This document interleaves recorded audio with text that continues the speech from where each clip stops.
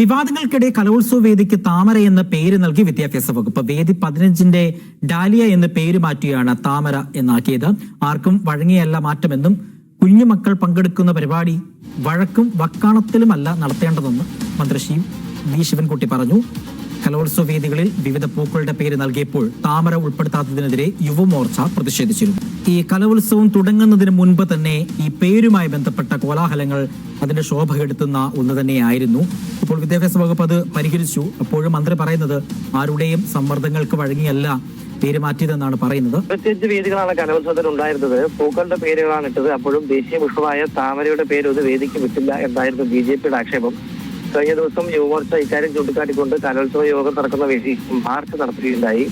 ഇന്ന് പത്രസമ്മേളനത്തിലാണ് മന്ത്രി V Sivankutty 15ാമത്തെ വേദിക്ക് dahlia എന്ന പേര് മാറ്റി താമര എന്ന പേരിട്ടതായി അറിയിച്ചത്. ഇത് ആർക്കും വഴങ്ങിയില്ലെന്നും പ്രശ്നങ്ങൾ ഒഴിവാക്കാനെന്നുമാണെന്നുമാണ് മന്ത്രി പറയുന്നത്.